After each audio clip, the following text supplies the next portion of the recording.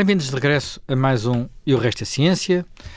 Eu sou o José Manuel Fernandes, comigo está o Miguel Miranda, geofísico, antigo presidente do IPMA, professor universitário, ou antigo professor universitário, e hoje vamos falar de um tema que tem preocupado as pessoas na sequência das tempestades que vivemos.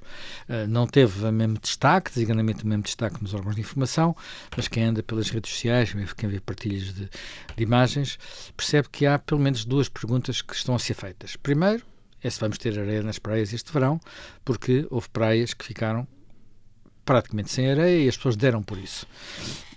Já vamos ver se isso é normal, se não é normal, o que é que isso pode significar. E, por outro lado, houve algumas zonas, isso sim já foi notícia, houve zonas onde houve galgamentos. O galgamento é quando as barreiras litorais são ultrapassadas pela água do mar e há zonas litorais que são inundadas. Isso aconteceu parcialmente na Costa da Caparica, aconteceu também na zona de Esmoriz, lá para cima, litoral de Aveiro, Ilhavo. Portanto, em alguma destas zonas aconteceu isso. E, portanto, são dois fenómenos que podem parecer idênticos, portanto, podem parecer ambos resultantes de termos um mar particularmente agitado durante alguns dias, não é? Portanto, tempestades, muitos alertas vermelhos dados pelo IPMA a pedir às pessoas para não se aproximarem da água e talvez fosse bom perceber que isto são dois problemas diferentes. Tem a ver com aquilo que nós podemos considerar a evolução da linha de costa. A linha de costa tem evoluído historicamente e nós temos muitas demonstrações disso desde os registros que vêm, no nosso caso, desde Dom Afonso Henriques, mas até mais recentes.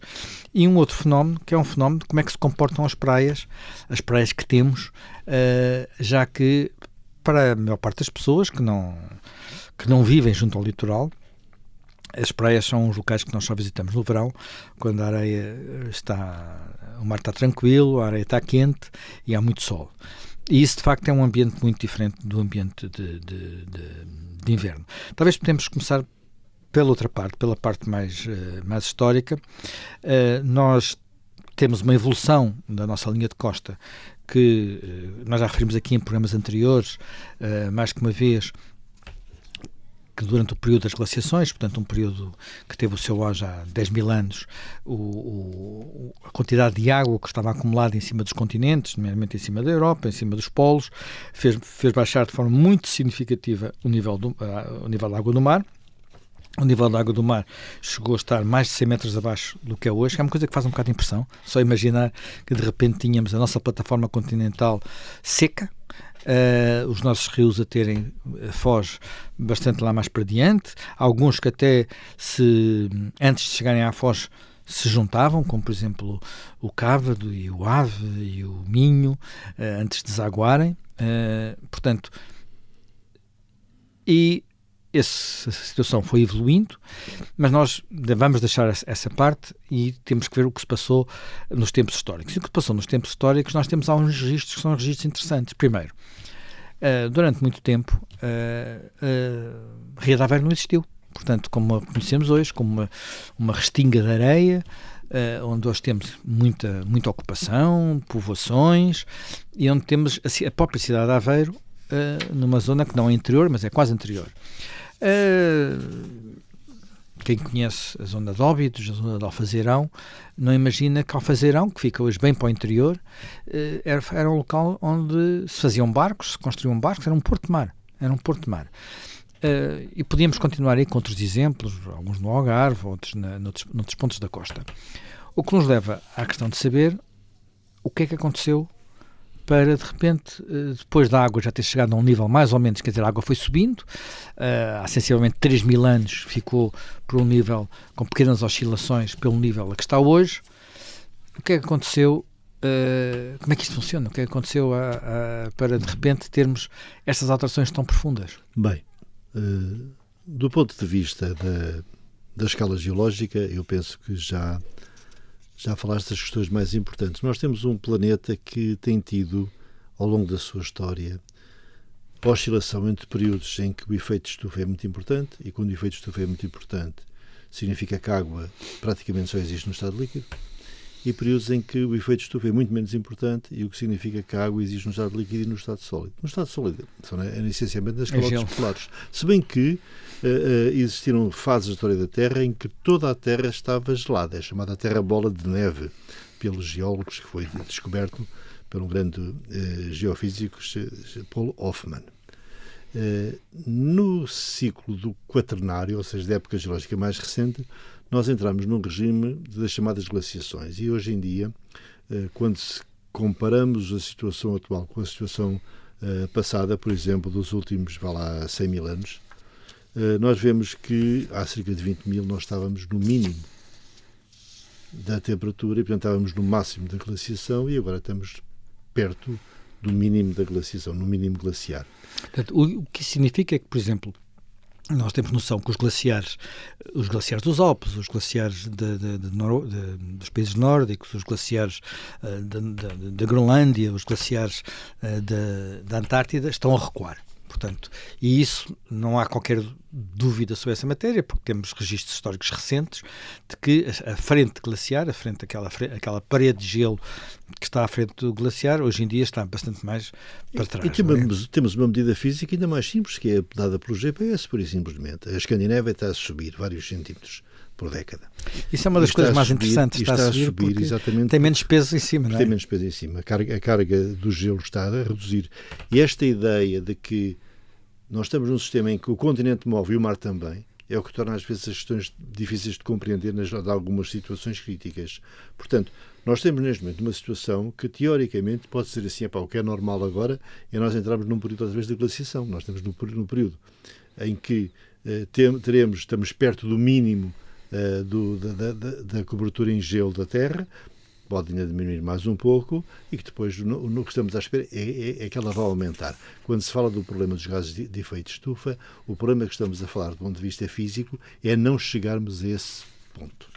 Pois, mas há flutuações, por exemplo. Mas há flutuações. Só no nosso tempo histórico, portanto estamos a falar dos 900 anos de Portugal, nós tivemos no princípio aquilo que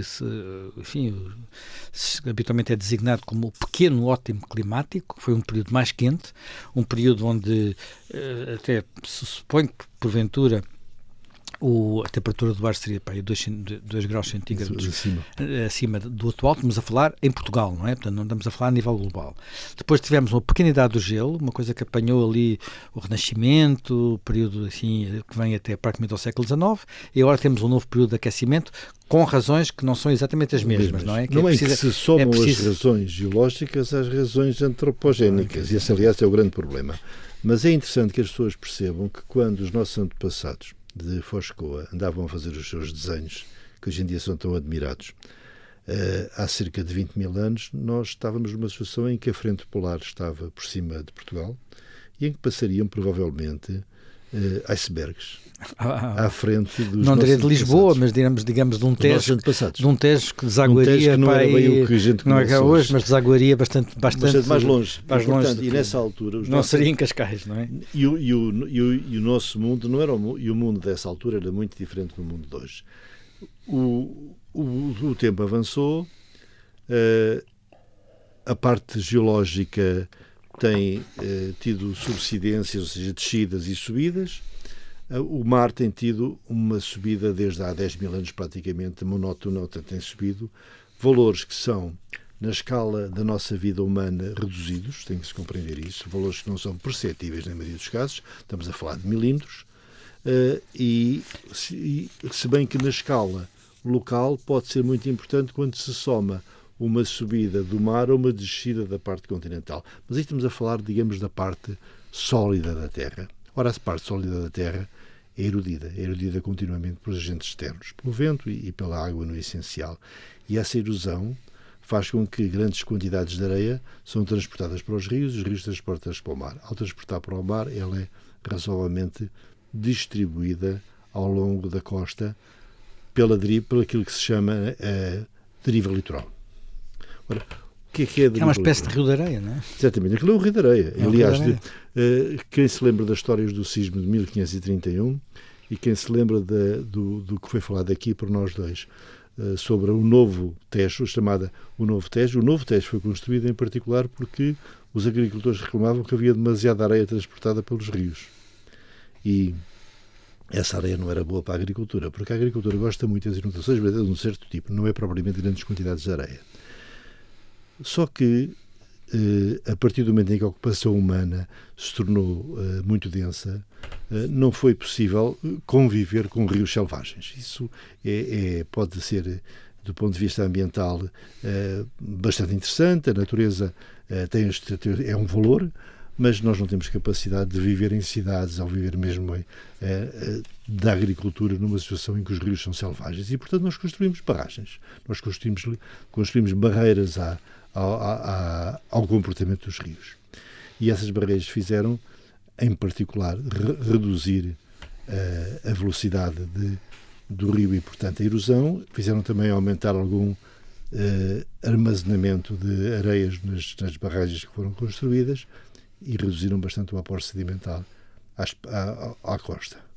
Pois, aquilo que nós podemos dizer é que, digamos, as areias que temos, há vários fatores, as areias são móveis, não é? Porque é uma coisa que as pessoas têm de ter noção. Se nós estivermos numa praia e se virmos como é que... Basta às vezes pôr um patinho dentro da água para ver o que é que lhe acontece, ele não fica sempre no mesmo sítio, vai andando às vezes para norte, outras vezes para sul, umas vezes para oeste, outras vezes para leste.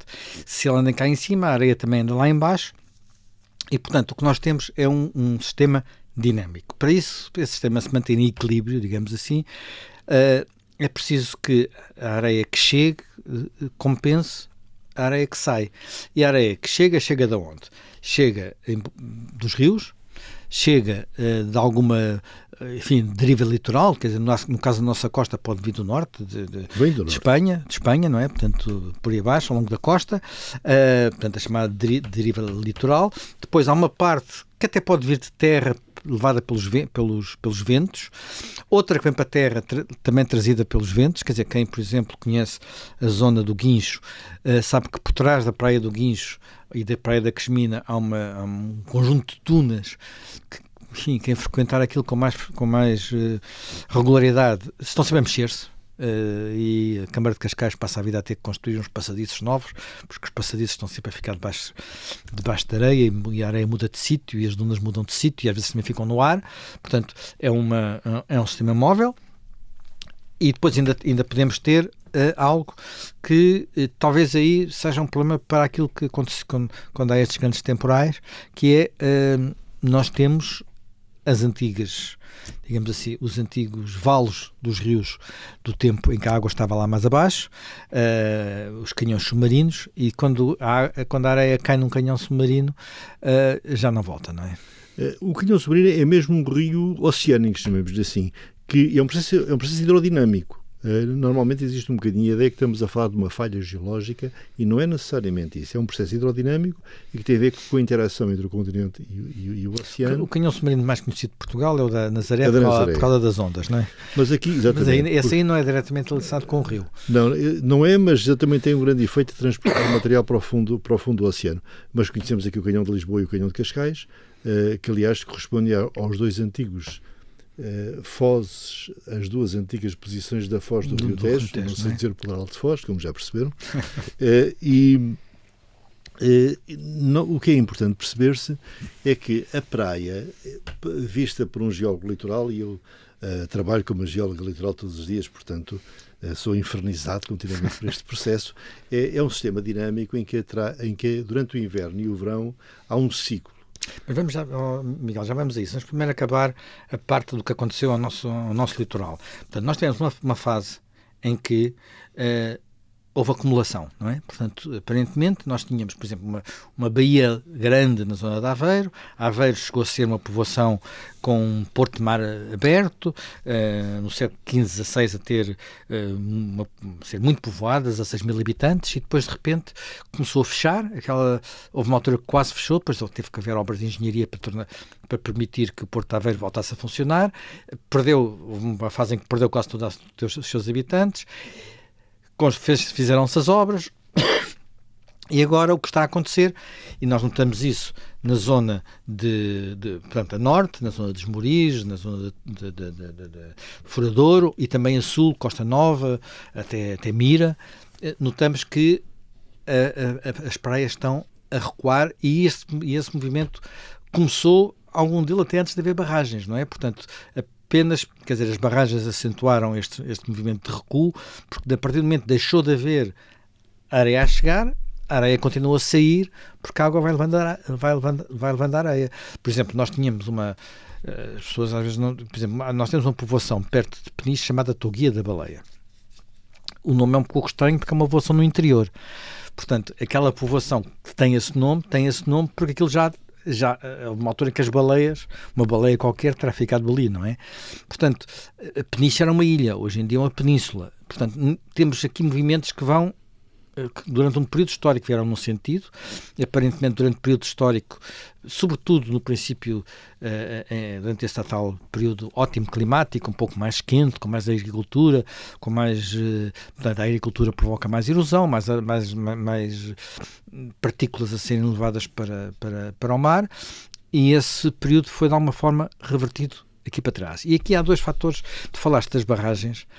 Além das barragens, quero fazer outro desafio, que é, nós temos uma coisa que não há muitas no mundo com estas características, que é o marégrafo de Cascais.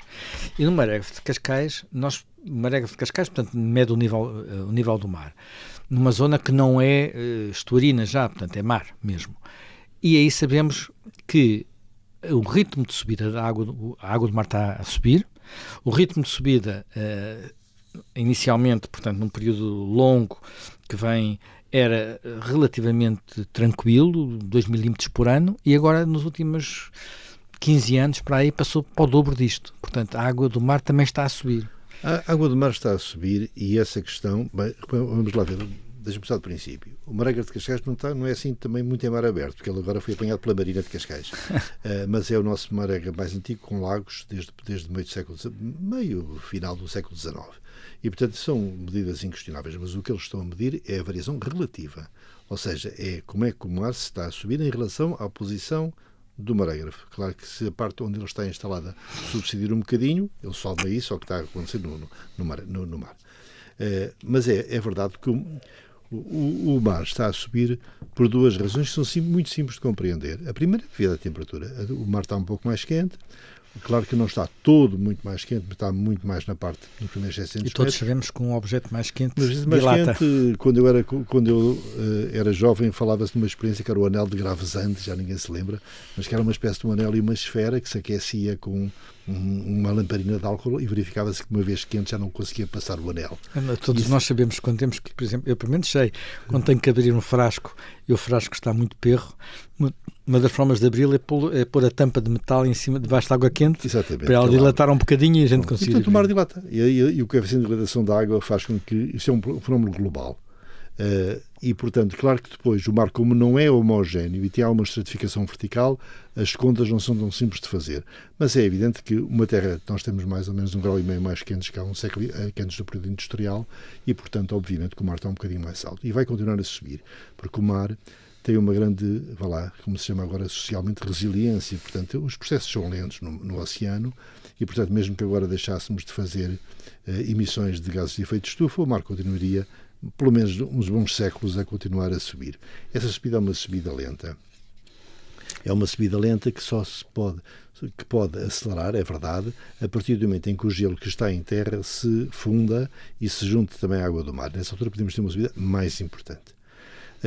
Enquanto isso for razoavelmente moderado, nós vamos ter sempre o oceano cada vez mais em cima, que se vai somar ao efeito das tempestades e aos efeitos mais temporários, chamamos assim. Bem, estamos a falar de praias, de mar, de litoral e, Miguel, estavas a falar precisamente do efeito das tempestades. Isso é uma coisa que se notou muito agora e se notou muito porque, de repente, por exemplo, uma das coisas que circulou é que, de repente, o guincho não tinha areia. Exatamente. Mas acontece muitas vezes, não é? Exatamente. É assim, a primeira pessoa com que eu tive a sorte, chamamos de falar sobre estes assuntos, foi o Alvarinho Dias, o professor Alvarinho Dias, da Universidade do Algarve, que me disse uma coisa que na altura eu achei bastante estranha, que é: nós nunca sabemos quando é que se forma o degrau da maré baixa durante o inverno numa praia, mas ele forma-se sempre.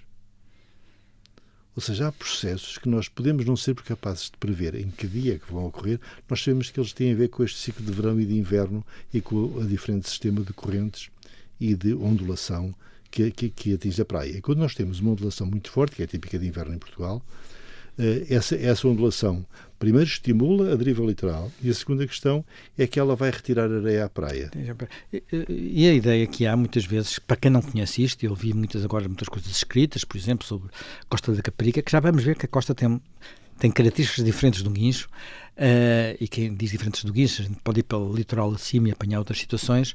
Eu recordo-me muito bem, porque enfim, agora como moro perto de uma praia, não vou à praia só no verão, também passo pela praia no inverno, e quando foi a grande tempestade Hércules, portanto em 2014, a praia que eu costumo ir desapareceu, literalmente, desapareceu, não ficou lá areia nenhuma. Portanto, estou a falar de uma das praias do litoral de Sintra. Zé, estás a falar da praia aérea.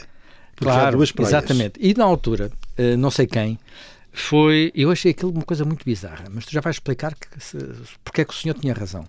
Na altura, aquilo havia umas obras físicas lá que o senhor, há um restaurante na praia e o senhor do restaurante disse, vocês não voltem a construir esta coisa aqui, esta espécie de esplanada, porque isto, há um inverno destes, vai outra vez tudo pelo bar. E, está bem, pronto, então a gente vai trazer areia. E disse, não tragam areia, que a areia está lá adiante. E ele apontava para o mar e, portanto, é lá de voltar.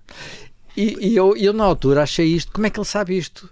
Além da experiência feita, não é? Mas isto tem uma explicação, não é? A parte mais espantosa é que, na verdade, há duas praias. Há a praia aérea, que é aquela que nós vemos.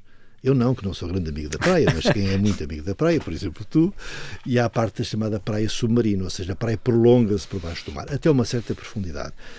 Aqui, assim, o grupo do Rui Taborda, que é outro investigador muito conhecido desta área, calculou que existe uma profundidade chamada profundidade de fecho, que é cerca de 11 metros na costa oeste e 6 metros na costa do Algarve. São valores empíricos, mas são razoavelmente bem estabelecidos. A areia circula entre a praia aérea e a praia submarina. E, portanto, durante o inverno há transporte da praia aérea para a praia submarina. E durante o verão, ou pelo menos quando as condições de tempo são melhores, há transporte no sentido inverso. E há uma coisa que ajuda as pessoas talvez a perceber isso, pelo que eu também percebi, que é, portanto, quando a areia é transportada para a praia submersa, forma uma espécie, digamos, chamemos-lhe assim, uma espécie de duna submarina. É uma barra. Uma barra. É que se chama uma barra. E essa duna é onde se formam as ondas de que gostam os surfistas. É verdade. Ela simultaneamente... E os surfistas vão à praia todo o ano também. E no inverno muitas vezes. Exatamente também por causa disso, porque a surfabilidade aumenta em muitas regiões.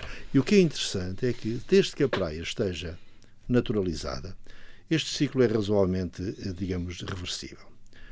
Quando é que ele se torna não reversível? Olha, quando esprememos a praia. O que é espremer a praia? Quando nós ocupamos demasiado com construção do lado do terra, nós começamos logo por impedir uma questão, que é a reposição das dunas. Porque, reparem, não só a areia circula da parte aérea para a parte submarina, como circula da parte submarina para a parte aérea e depois da parte aérea para as dunas, para o sistema dunar. Mas se nós esprememos a praia, não há aquilo que se chama em engenharia hidráulica FETs. O FETs é, digamos, a praia é tão curta que o vento não consegue ter capacidade de transportar areia. Antigamente, quer dizer, quem tinha uma experiência de viver com estes ambientes sabia como é que se fazia. Porque se nós vimos, por exemplo, os famosos panheiros dos pescadores litorais na zona de Mira, por exemplo, ali na zona norte da Figueira da Foz, esses palheiros eram construídos em cima de estacas. E eram construídos em cima de estacas para a areia andar por baixo. Mesmo os passadiços, que se tornaram, felizmente, um hábito nos últimos anos, são uma solução muito, muito, muito interessante. Também é verdade que, por vezes, é preciso pôr cobertura biológica para ajudar a solidificar as dunas. Mas, reparem, a grande vantagem do DIN é que o guincho tem sempre FETs.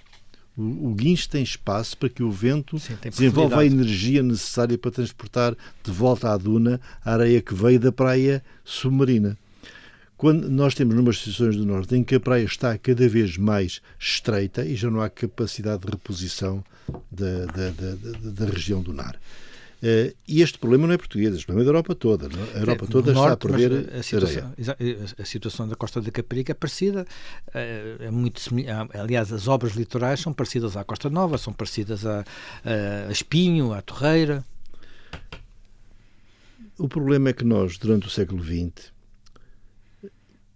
para proteger as zonas balneares e para realizar... Que é uma invenção do século XX. Começo do século XX. E para inventarmos, como sabes, portos de abrigo, fizemos muitas obras de engenharia que eram necessárias para proteger essas regiões.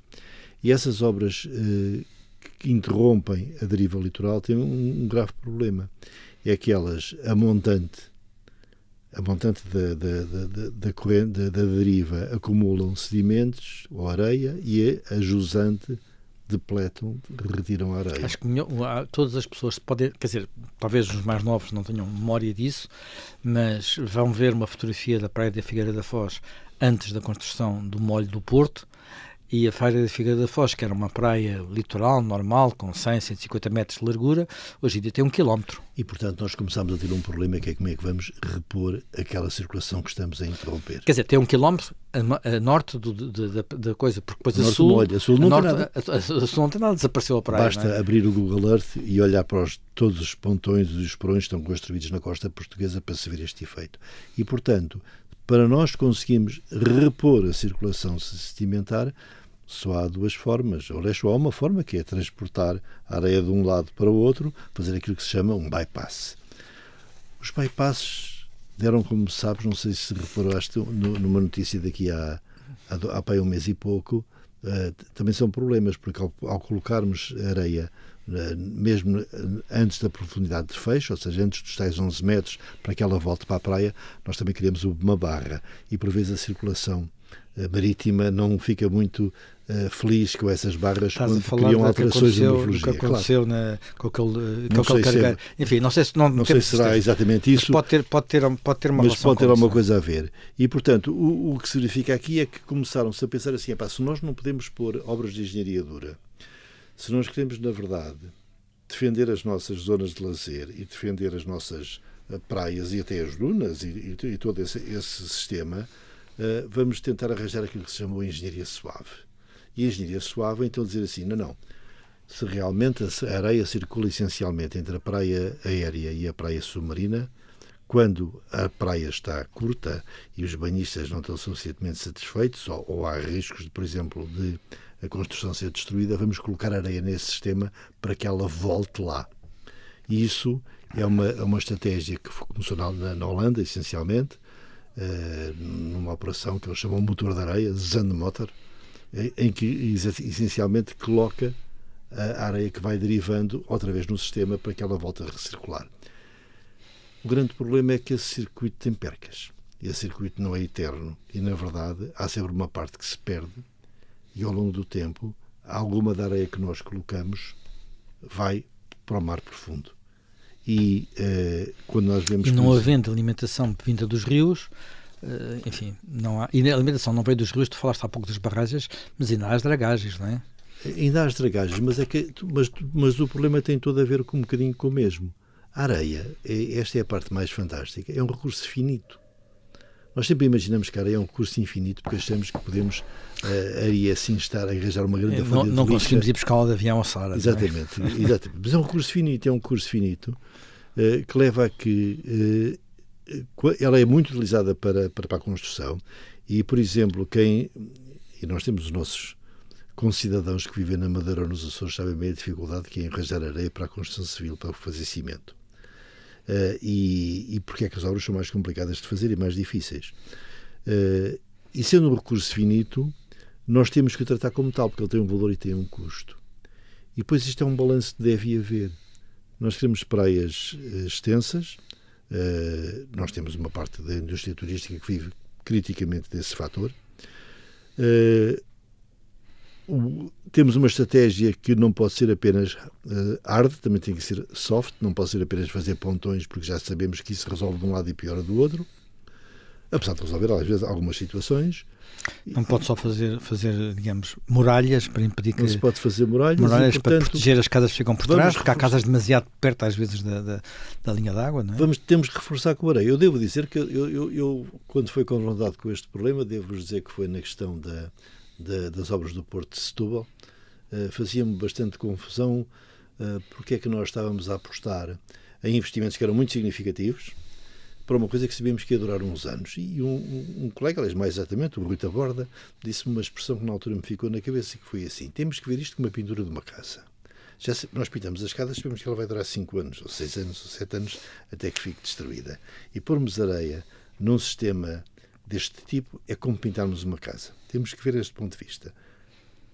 Mas se é como pintarmos uma casa, nós temos que ver os custos da pintura. E os custos da pintura não têm que ser suportados. Quer dizer, quem é que os suporta, no fundo? Porque há uma parte disto, nós podemos considerar que há uma parte disto, se faz sentido pensar em renaturalizar algumas zonas, algumas dessas povoações. Por exemplo, uma terra que temos falado muito, que é Espinho. Espinho, a terra do nosso primeiro-ministro. Espinho, no final do século XIX, havia outra Espinho. Portanto, havia uma antiga aldeia de pescadores, ou uma vila de pescadores, que ficava para aí 100 ou 200 ou 300 metros à frente daquela frente de mar hoje, onde está o casino, onde estão aquelas coisas. Tudo isso desapareceu porque o mar aí avançou ainda no século XIX. Ainda não havia barragens e não havia nada disso, Sim, mas houve variações.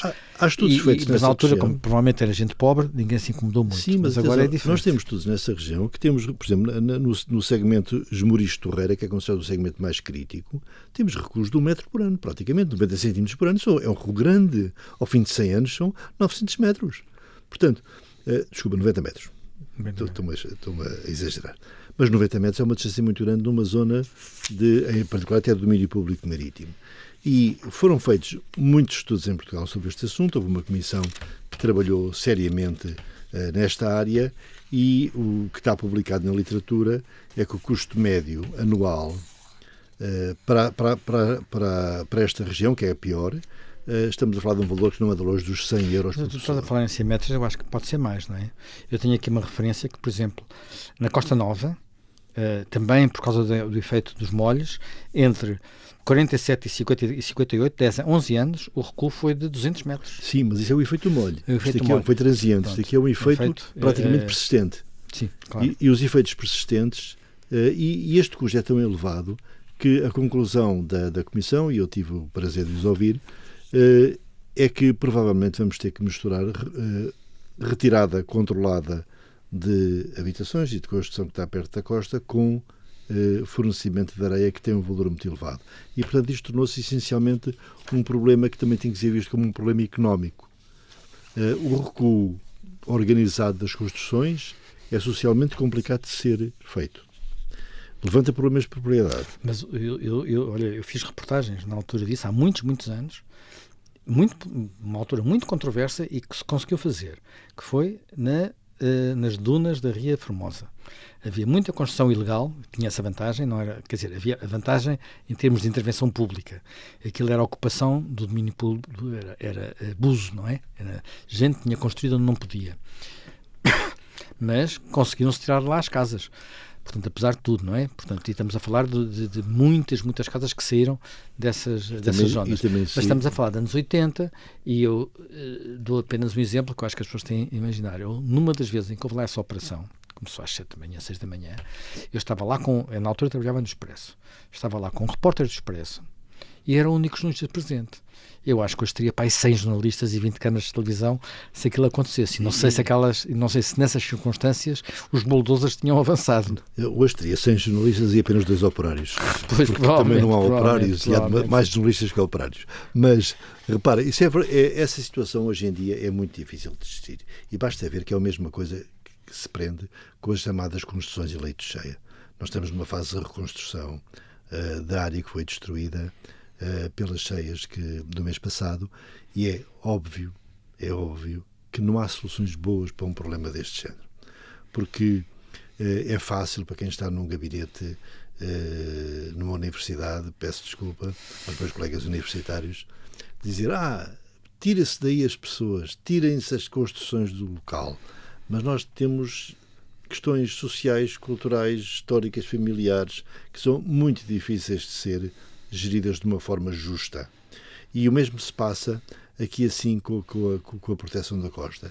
Eu diria, se me permite, eu sou físico e, portanto, eu acredito na tecnologia e na ciência, e diria que a engenharia costeira vai ter que passar de uma fase primitiva de fazer construir obstáculos a uma frase mais sofisticada, que seja capaz de construir proteção para a energia do mar, que seja capaz de não reter sedimentos da forma como acontece hoje.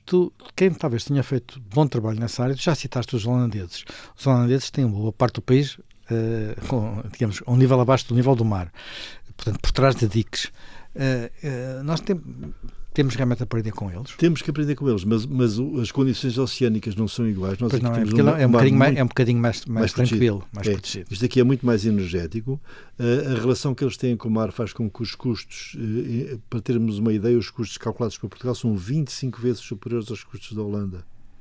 E, portanto, isto é uma grande diferença por habitante. Bem, eles são muito mais ricos que nós. Eles são muito mais ricos que nós. E, portanto, nós aqui, assim, eu diria, eu tenho mais confiança que eles sejam capazes de desenvolver tecnologia para ter molhos transparentes ao sedimento. Eu imagino sempre coisas que são impossíveis, mas sabes que a ciência também evolui. Sim, nós precisamos de barragens que não impeçam a passagem das espécies de peixe que precisam de migrar para cima e para baixo nos rios. Já existem eclusas para isso. Já começam a haver eclusas para isso, e não havia no passado. Precisamos de barragens que retenham menos sedimentos, ou pelo menos menos sedimentos que sejam necessários para o litoral, e precisamos de obras litorais que sejam capazes de ser mais inteligentes do que são hoje.